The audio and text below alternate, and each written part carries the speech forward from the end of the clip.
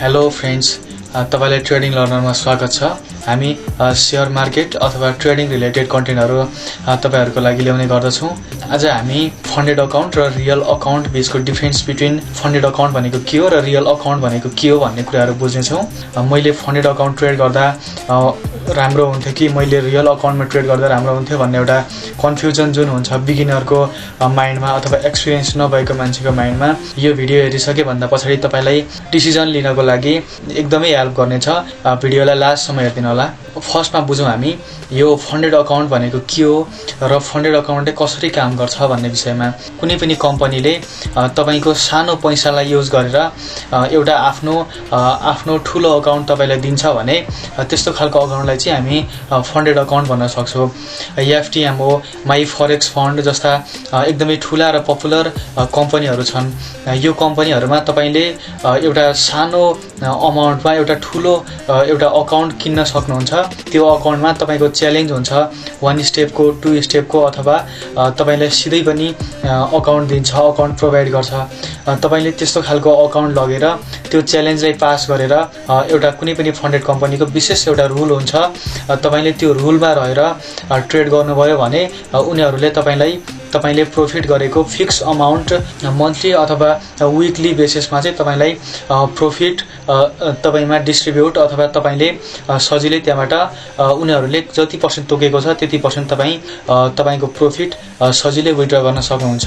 र real अकाउन्टलाई बुझौं। Real account भनेको कुनै पनि एउटा ब्रोकरमा तपाईले आफ्नो पैसा युज गरेर तपाईले आफ्नो माइन्ड युज गरेर र तपाईले आफ्नै रुल बनाएर ट्रेड गर्नुहुन्छ भने त्यस्तो अकाउन्टलाई चाहिँ तपाई रियल अकाउन्ट भन्न सक्नुहुन्छ। जस्तै एक्सनेस, भ्यान्टेज, एक्सएम यस्ता ब्रोकरहरुमा तपाईले अकाउन्ट खोलेर रियल अकाउन्ट ट्रेड गर्न सक्नुहुन्छ। यो तपाई ट्रेडरहरुलाई थाहा नै छ। एउटा ट्रेडरलाई अथवा एउटा बिगिनरलाई कुन अकाउन्ट बेस्ट हुन सक्छ भन्ने विषयमा कम्पेयर गरेर हेर्दा चाहिँ बेसिक कुराहरु सिकिसके भन्दा पछाडी एउटा मार्केटमा अलिकति नलेज दिइसके भन्दा पछाडी अलिकति ट्रेडिङ स्टार्ट गरिसके भन्दा पछाडी उलाई फन्डको कमी हुन्छ। र मैले पनि एकचोटी फन्डेड अकाउन्ट ट्राई गरे भने हुन्थ्यो। मैले पनि थोरै पैसाले ठूलो अकाउन्ट किनेर मैले पनि त्यो ठूलो अमाउन्टबाट ट्रेड गर्न सक्थे भन्ने जस्तो कन्फ्युजन हुन्छ एउटा मार्केटमा चाहिँ सिंक्रोनाइज नभएको ट्रेडरमा। र यो कन्फ्युजन हुन पनि स्वाभाविक कुरा हो। कतिपय हामीले इन्स्टामा देखिरहेका हुन्छौं अथवा हामीले चाहिँ सोशल मिडियाहरुमा देखिरहेका हुन्छौं कि सानो अकाउन्टबाट ठूलो अकाउन्टहरु किनेर पनि एकदम लग्जरी लाइफस्टाइल पनि बाँचिरहेका हुन्छन्। तर मेरो हाइली सजेसन भनौं, मेरो हाइली रिकमेन्ड भनौं, एउटा बिगिनरले ट्रेडिङ स्टार्ट गर्ने भनेको चाहिँ रियल अकाउन्ट देखियो। एउटा फन्डेड अकाउन्टले कसरी काम गर्छ भने तपाईले एउटा मात्र रुल पनि ब्रेक गर्नुभयो भने तपाईको अकाउन्ट नै रिसेट गरिदिन्छ। त्यो अकाउन्ट तपाईको ब्लक गरिदिन्छ। कुनै पनि काम गर्दाखेरिमा चाहिँ एकचोटी गल्ती भयो भने त्यो गल्तीलाई दोहोर्याउन अथवा त्यो गल्तीलाई सच्याउने मौका हुनुपर्छ। फन्डेड अकाउन्टमा एउटा गल्ती गर्नुभयो र तपाईले त्यहाँ ट्रायल भन्ने कुरा हुँदैन, तपाईले त्यहाँ सच्याउँछु भन्ने कुरा हुँदैन। तपाईले सच्याउनको लागि अर्कै अकाउन्ट किन्नुपर्ने हुन्छ र अर्कै अकाउन्टमा ट्रेड गर्नुपर्ने हुन्छ। एउटा एनर्जी लिएर बिगिनरले स्टार्ट गरेको हुन्छ कि मसँग फन्ड छैन, कुनै पनि फन्डेड कम्पनीले मलाई हेल्प गरिदिन्छ कि भनेर त्यो एउटा सकारात्मक बाटोबाट चाहिँ उले फन्डेड अकाउन्ट लिएको हुन्छ। र एउटा गल्तीले मात्रै उसको चाहिँ पुरै अकाउन्ट रिसेट हुन्छ भने उलाई कहीं न कहीं नराम्रो फिल हुन्छ र कहीं न कहीं एउटा डिमोटिभेटेड हुन्छ। त्यो भएर तपाईले एउटा सानो अमाउन्टबाट स्टार्ट गर्नुस्। मैले एक्सपिरियन्स लिएको कुरा, एउटा कुनै पनि फन्डेड अकाउन्टको रुल तपाई कपी गर्नुस् र त्यो रुल अनुसार तपाईले आफ्नो रियल अकाउन्टमा ट्रेड गर्नुभयो भने एकदमै हेल्प हुन्छ एउटा प्रोफिटेबल ट्रेडर बन्नको लागि। जस्तै कुनै पनि फन्डेड अकाउन्टले आफ्नो रुल बनाएको हुन्छ कि डेली ड्रडाउन 2% अथवा 3% एउटा रियल अकाउन्टमा तपाई $100 डिपोजिट गरेर ट्रेड स्टार्ट गर्नुहुन्छ रे। तपाईले एउटा आफ्नो रुल बनाउनु भयो, म डेली जसरी हुन्छ तपाईले $2 मात्रै रिस्क लिनुभयो पर डे भने तपाईको एक्सपिरियन्स चाहिँ एकदमै नेक्स्ट लेभलमा जानेछ। यसले चाहिँ तपाईलाई एउटा ट्रेडिङ जर्नीमा धेरै दिन मार्केटमा टिकाउनको लागि हेल्प गर्छ। ट्रेडिङमा सबैभन्दा ठूलो कुरा भनेको मार्केटमा टिक्नु हो, जुन कि तपाईले आफ्नो डिसिप्लिन अनि आफ्नो डिसिजन मेकिङ क्वालिटीबाट र तपाईको मनी म्यानेजमेन्ट चाहिँ कस्तो खालको छ, तपाई आफ्नो फन्ड प्रति कति इमानदार हुनुहुन्छ र कति लोयल हुनुहुन्छ। तपाईले $1 मात्रै लस लिँदा पनि कसरी लस भयो, मैले कहाँनिर चाहिँ गलत गरेँ होला र मैले त्यसलाई कसरी सच्याउँछु भन्ने बाटोतर्फ तपाईँले सोच्नुहुन्छ र मेरो $1 गयो पनि मैले कुन गल्ती गर्दा $1 गयो र मैले कुन कुरा सच्याउँदा चाहिँ यस्तो गल्ती फेरि हुने छैन भनेर तपाईँले आफ्नो स्ट्र्याटेजी यसरी मोडिफाई गर्नुभयो अनि तपाईँले आफ्नो मनी म्यानेजमेन्ट यसरी मोडिफाई गर्नुभयो भने तपाईँले मार्केटमा टिक्न यो माइन्डसेटले एकदमै ठुलो हेल्प गर्छ र म हाइली रिकमेन्ड गर्छु मार्केटलाई धेरैभन्दा धेरै टाइम दिनुहोस्। ट्रेडिङलाई कहिले पनि हामी एउटा डिसिप्लिन फलो गर्नुपर्छ, यो एउटा प्रोफेसन हो भन्ने कुरा सोचेर हामीले कहिले पनि ट्रेडिङ स्टार्ट गर्दैनौँ।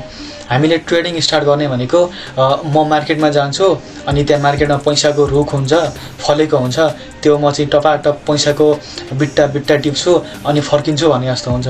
तर यहाँ चाहिँ मार्केटमा तपाईँले 10-10 घन्टा दिनमा 8-8 घन्टा जब तपाईँ मार्केटलाई चार्ट रिडिङमा दिन सक्नुहुन्छ र तपाईँ बिना ट्रेड लिएर 10-10 घन्टा चार्ट हेर्न सक्नुहुन्छ भने त्योभन्दा पछाडि आउँछ तपाईँलाई एउटा डिसिप्लिन, त्योभन्दा पछि आउँछ तपाईँलाई एउटा राइट टाइममा एन्ट्री कसरी गर्नुपर्छ।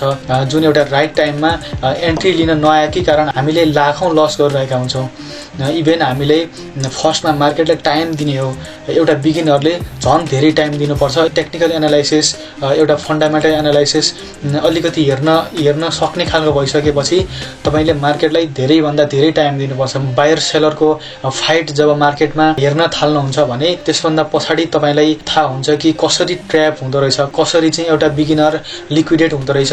यो सबै कुरा एक्सपिरियन्स दिने भनेको तपाईँले चार्टलाई टाइम दियो भने हो। जहिले पनि एउटा लर्नर भएर मार्केटमा हिँड्नुहोस्। जुन एउटा इन्स्टामा, सोसल मिडियामा जुन खालको ट्रेडरहरू देख्छौँ, ट्रेडिङ भनेको तपाईँ ट्रेडिङभित्र आइसकेपछि योभन्दा एकदमै डिफ्रेन्ट छ। ट्रेडिङ भनेको ट्रेडिङ तपाईँले बुझेपछि झन् एकदमै कठिन छ क्या। जति तपाईँ बाहिरदेखि हेर्दाखेरि ट्रेडिङलाई त्यति सजिलो देख्नुहुन्छ, भित्र आएपछि एकदमै गाह्रो छ।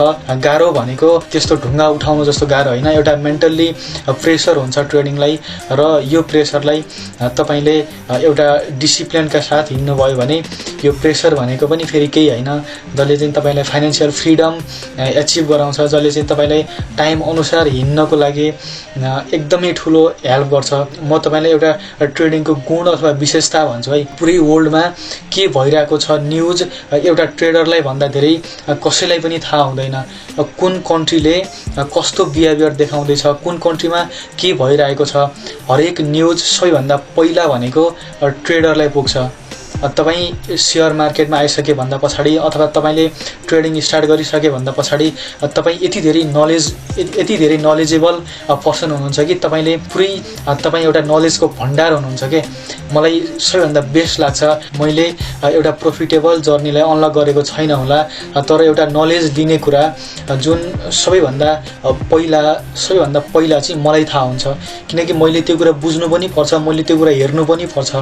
त्यो भएर एउटा ट्रेडिङमा आइसके भन्दा पछाडि तपाईँ एकदमै नलेजेबल, तपाईँको माइन्ड 24 घन्टा खुला हुन्छ कि मैले यार न्युज हेर्नु छ, मैले यार यो दुनियाँ चाहिँ कसो भइरहेको छ एक्सप्लोर गर्नु छ। र अर्को बेस्ट कुरा भनेको एउटै फर्ममा चार्ट कहिले पनि हुँदैन।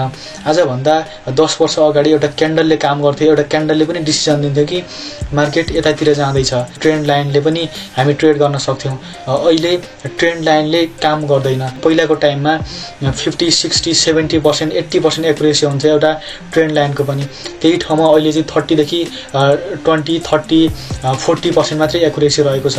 बिस्तारै त्यो पनि घट्दै जान्छ। तपाईँ पनि एउटा मार्केटको बिहेभियरसँगै अगाडि बढ्न सक्नुहुन्छ।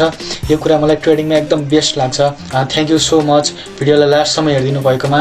आशा छ यो भिडियोले तपाईँलाई केही न केही नलेज प्रोभाइड गर्यो होला। हाम्रो च्यानललाई सब्सक्राइब गरिदिनु होला, लाइक गरिदिनु होला, कमेन्ट गरिदिनु होला र तपाईँ कुन टपिकमा भिडियो चाहनुहुन्छ, आफ्नो एउटा स्ट्र्याटेजीमा डेडिकेटेड भिडियो लिएर आउनेछु म। च्यानललाई सब्सक्राइब गरिदिनु होला र तपाईँ कमेन्ट बक्समा लेख्न सक्नुहुन्छ कुन टपिकमा भिडियो चाहिन्छ र आगामी आउने दिनहरूमा पनि एउटा राम्रो खालको कन्टेन्टहरू ल्याउने छौँ जुन कि हामीले नै गर्नु छ। नेपालमा एउटा ट्रेडिङको लहर हामीले नै ल्याउनु छ। ट्रेडिङ लर्नर एउटा च्यानलले नै ल्याउनु छ एउटा नेपालमा एउटा नेक्स्ट लेभलको, जुन लेभलको अहिले इन्डियामा हाम्रो जेनेरेसनले ट्रेडिङलाई जुन खालको नजरले हेर्दैछ त्यो नजर एउटा नेपालमा ल्याउने उद्देश्य बोकेको छ ट्रेडिङ लर्नरले। आशा छ एकदमै हाम्रो कम्युनिटी बेस्ट कम्युनिटी हुनेछ। अहिले उम्रिराखेको मात्रै छ ट्रेडिङ लर्नर। साथ दिदिनु होला, सपोर्ट गरिदिनु होला। Thank you so much.